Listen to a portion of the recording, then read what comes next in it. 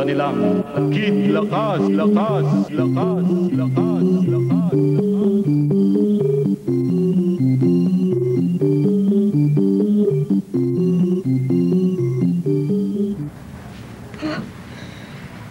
Panaginip lang pala. Makapag-ilamos na nga. Ay. Ha?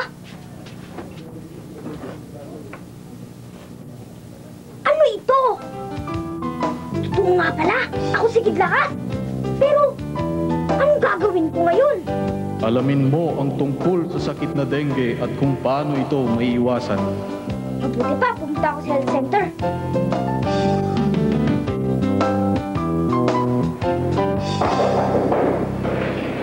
Magandang araw po, Doktora. Okay lang kasi ikaw pala.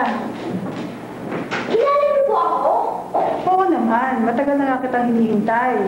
Marami ng mga bata na nagkakasakit ng dengue at kailangan kanila. Yun nga po si Jaco dito eh. Pwede ko po bang malaman ng tungkol dito? Oo, sige, maupo ka. Salamat po. Ang dengue ay isang sakit na nakakahawa. Ito ay mula sa virus na naikakalat sa pamamagitan ng kagat ng lamok. Kahit na sino ay pwedeng magkaroon ng dengue. Ngunit ang karaniwang naapektuhan nito ay ang mga batang katulad mo. Ang mga bata kasi ang nasa lugar kung saan tumitigil ang mga lamok, tulad ng loob at labas ng bahay. Kahit na ang kapaligiran ng bahay ay meron ding mga lamok. At isa pa, hindi masyadong napapansin ng mga bata ang pagtapo at kagat ng lamok. Ganun po ba? Gusto mo bang makita ang mga batang may sakit na dengue? Sige po.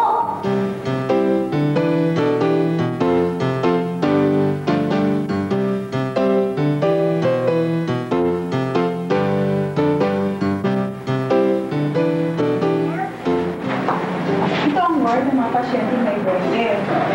Ang dami nga po pala talaga. At karamihan nga po pala sa kanila ay mga bata. Oo nga, kaya dapat hindi natin ito napansin upang maagapan at hindi lumala sa ito. Sa una kasi, ito'y tulad lamang ng isang matinding trangkaso. Yung bang nakakaranas ng mataas na lagnat, sakit ng ulo at pananakit ng laman at kasukasuan. Paglipas ng ilang araw, may lumalabas na rashes o yung pamumula ng dibdib, braso at binti. At kapag lumala pa, maaari nang magkaroon ng pagdurugo ng ilong, bibig, kilagid o balat. At maaari itong mauwi sa pagkawala ng malay o di kaya'y pagkamatay. Talaga po? At ang sakit na ito ay galing lamang sa isang maliit na lamok? Halika, may ipapakita ako sa iyo. Sige po.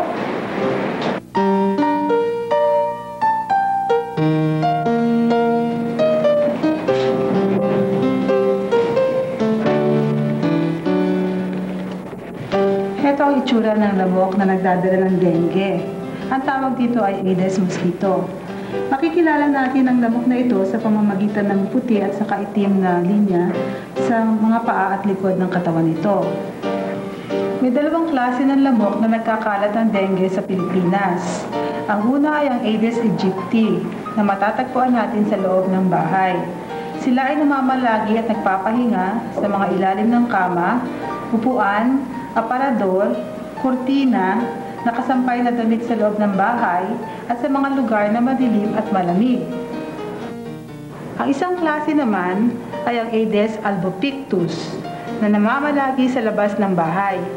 Sila'y karaniwang namamahinga sa mga halamanan, sa loob ng mga gulong na hindi na ginagamit o sa anumang mga bagay na madilim o malilim. Aha, doon po pala sila naglalagi. Oo, kaya't dapat bago sila maging lamok ay mapuksa natin sila. Eh, paano po yun? Sa pamamagitan ng paglilinis ng mga lugar kung saan nangingitlog ang mga lamok. Saan po ba sila nangingitlog? Ito'y nangingitlog sa tubig na malinis at hindi nagagalaw. Tulad ng mga sisidlan ng tubig na ginagamit natin sa bahay, sa panligo, panghugas ng kamay o pinggan, panlinis at pangbuwas sa kasilyas. Maaari ring mangitlog ang mga ito sa mga flower vases, sa sahuran ng tubig ng paso, palapa ng halaman, kawayan, butas sa puno, baon ng nyog, lata, basyong bote, lumang gulong o anumang bagay na maaaring pag-ipunan ng tubig ulan. Ang isang lamok ay maaaring mangitlog ng 40 hanggang 100 itlog. 4 na beses maaaring mangitlog ang isang lamok. Ang itlog naman ay maaaring maging larva o kitikiti sa loob ng 2 hanggang 3 araw. Kung kaya't may mapapansin kang mga kitikiti na lumalangoy sa tubig, ito ay dapat natin itapon sa lupang tuyo. Dahil kung hindi ito mamamatay, magiging ganap itong lamok na maaaring magsalin sa tao ng dengue. Ah, ganun pala.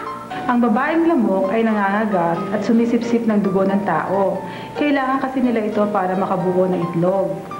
Kung ang unang taong kanyang nakagat ay may virus na dengue sa dugo nito, maaaring ilipat ng lamok ang virus sa mga sumusunod niyang kakagatin.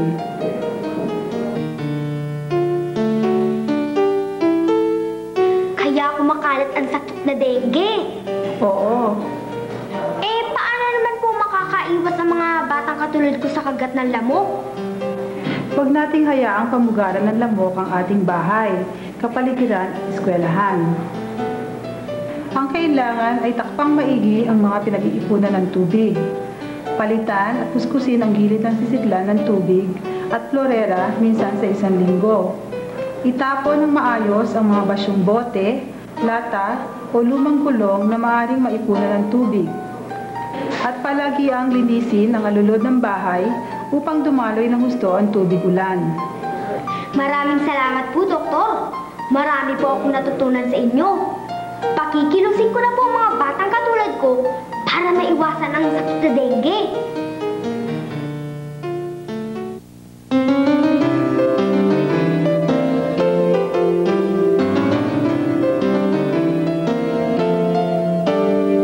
Lamok, lamok, nagtatago sa mga sulok at tubig na nakaimbak sa basyong bote kulong. Lamok, lamok, nagpipiesta sa loob ng bahay. Lilipad, lipad sa dilim, parang mga batang masiyahin. Ay, ay, kati, kati, kati, kumagat ng lamok. At pag nadapuan ka ng dengue, ikaw ay lagot. Ba't pa dadaanin sa palo kung kalinisan at kaayusan lang ang sagot?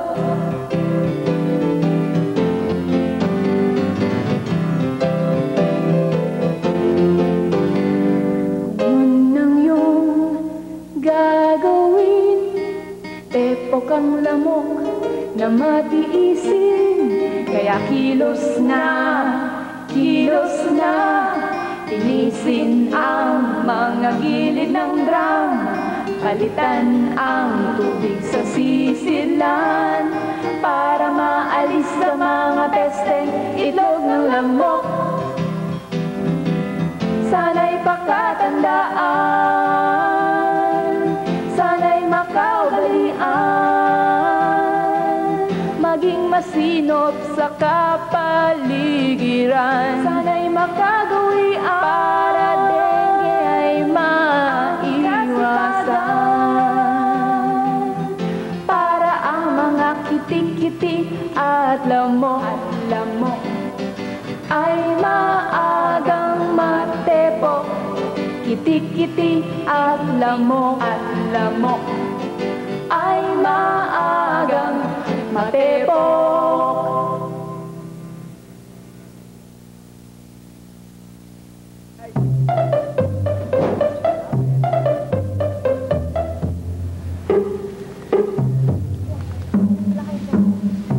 Hey, Boying, magaling na si Marie, oh. Oo nga eh. Marie, buti na lang at nakaligtas ka sa pesteng dengue. Oo nga eh, napakahirap talaga magkasakit ng ganoon. Salamat nga kay Kid Lakas at natuto na rin kaming mga bata dito kung paano masugpo ang pagkalat ng dengue. Madali lang pala yun eh. Oo nga eh. Tsaka kahit hindi kayo isang superhero na katulad ko, kayang-kaya ninyo ang dengue. Ha? Anong pinagsasabi mong superhero ka? Ha? Wala. Basta maglaro lang tayo. Ikaw tayo.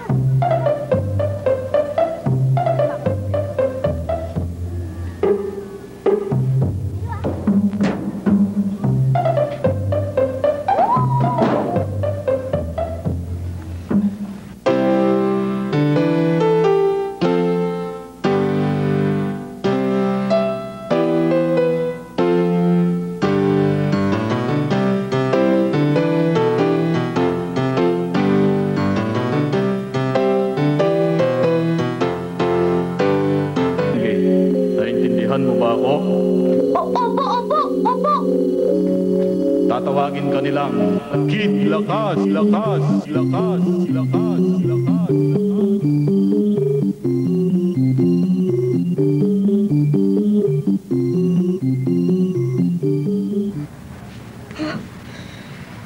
Panaginip lang pala. Makapagilamos na nga. Ay.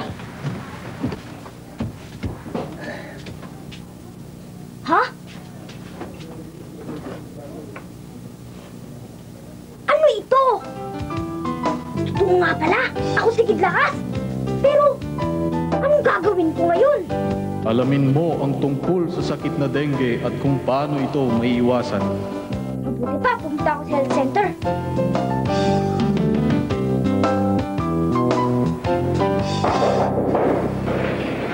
Magandang araw po, Doktora. Okay lang kasi ikaw pala.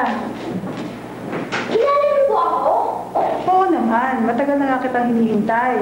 Marami ng mga batang nagkakasakit ng dengue at kailangan kanila. Yun nga po si Jaco dito eh. Pwede ko po bang malaman ng tungkol dito? Oo, sige, maupo ka. Salamat po. Ang dengue ay isang sakit na nakakahawa. Ito ay mula sa virus na naikakalat sa pamamagitan ng kagat ng lamok. Kahit na sino ay pwedeng magkaroon ng dengue. Ngunit ang karaniwang naapektuhan nito ay ang mga batang katulad mo.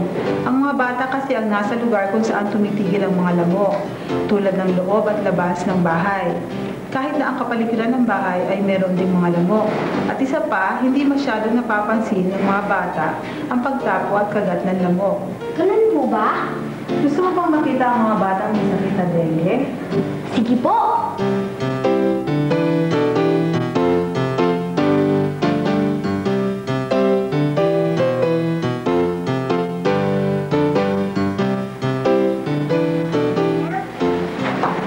Ito ang ward ng mga pasyente may dengue. Ang dami nga po pala talaga. At karamihan nga po pala sa kanila ay mga bata. Oo nga, kaya dapat hindi natin silang pansin upang maagapan at hindi lumala sa peligro. Sa una kasi, ito'y tulad lamang ng isang matinding trangkaso. Yung bang nakakaranas ng mataas na lagnat, sakit ng ulo at pananakit ng laman at kasukasuan. Paglipas ng ilang araw, may lumalabas na rashes o yung pamumula ng dibdib, braso at binti.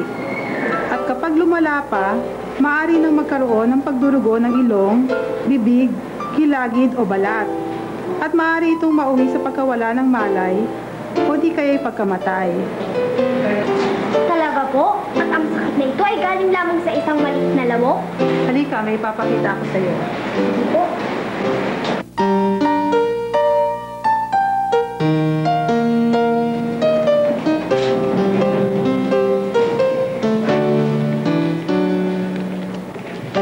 Ito ang itsura ng lamok na nagdadala ng dengue.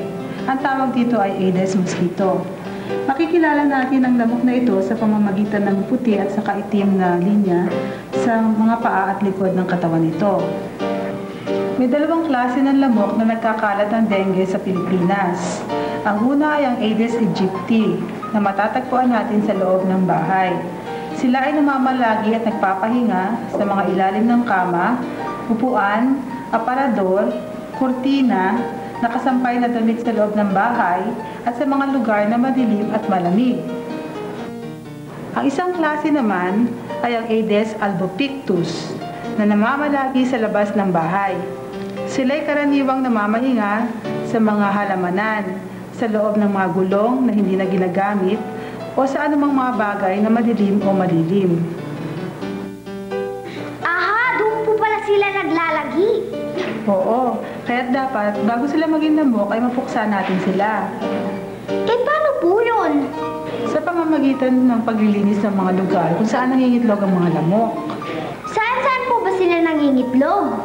Ito'y nangingitlog sa tubig na malinis at hindi nagagalaw. Tulad ng mga sisidlan ng tubig na ginagamit natin sa bahay, sa panligo, paghugas ng kamay o pinggan, panlinis at pagbuwas sa kasilyas.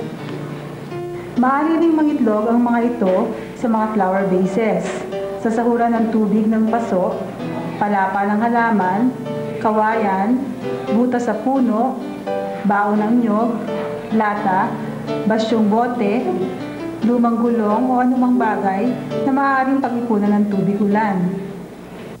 Ang isang lamok ay maaaring mangitlog ng 40 hanggang 100 itlog. 4 na beses maaaring mangitlog ang isang lamok. Ang itlog naman ay maaaring maging larva o kitikiti sa loob ng 2 hanggang 3 araw. Kung may mapapansin kang mga kitikiti na lumalangoy sa tubig, ito ay dapat natin itapon sa lupang tuyo. Dahil kung hindi ito mamamatay, magiging ganap itong lamok na maaaring magsalin sa tao ng dengue. Ah, ganun pala. Ang babaeng lamok ay nangangagat at sumisipsip ng dugo ng tao. Kailangan kasi nila ito para makabuo ng itlog. Kung ang unang taong kanyang nakagat ay may virus na dengue sa dugo nito, maaaring ilipat ng lamok ang virus sa mga sumusunod niyang kakagatin.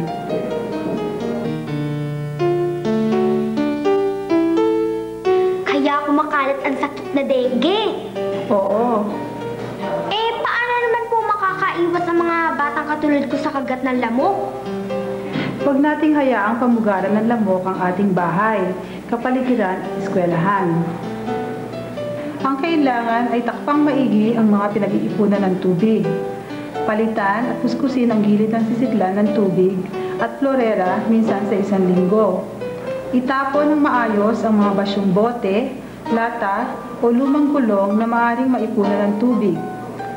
At palagi ang linisin ang alulod ng bahay upang dumaloy ng husto ang tubig ulan. Maraming salamat po, Doktor. Marami po akong natutunan sa inyo. Pakikilusin ko na po ang mga batang katulad ko para maiwasan ang sakit na dengue.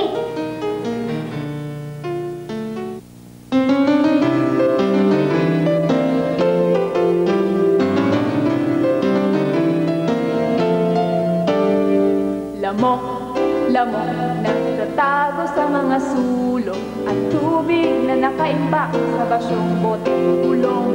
Lamok, lamok, nagpipiesta sa loob ng bahay.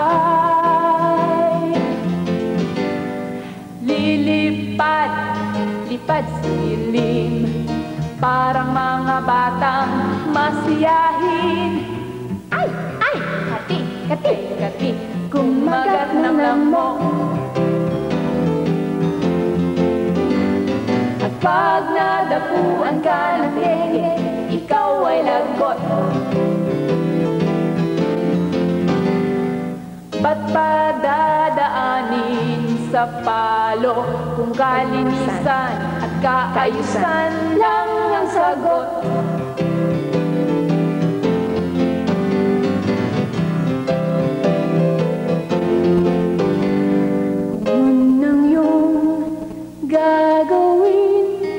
Tepok ang lamok na matiisin, kaya kilos na, tinisin ang mga gilid ng drum, palitan ang tubig sa sisilan, para maalis sa mga pesteng itlog ng lamok. Sana'y pakatandaan, sana'y makaugalian, maging masinop sa kapaligiran. Sana'y makagawian para dengue ay maiwasan, para ang mga kitik-kitik at lamok ay maagang matepok. Kitik-kitik at lamok ay maagang matepok.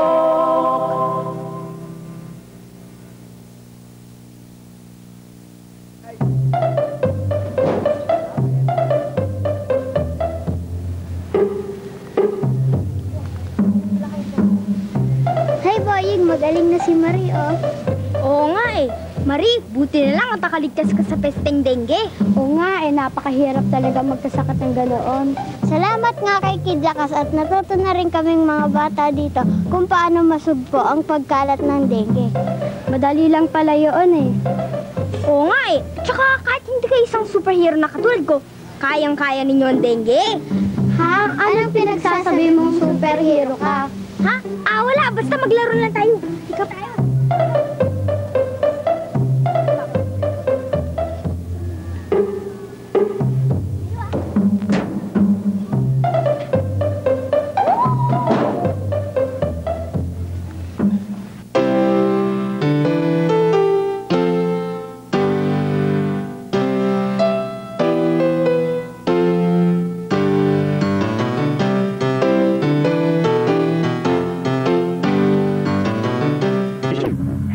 Sa dengue, naintindihan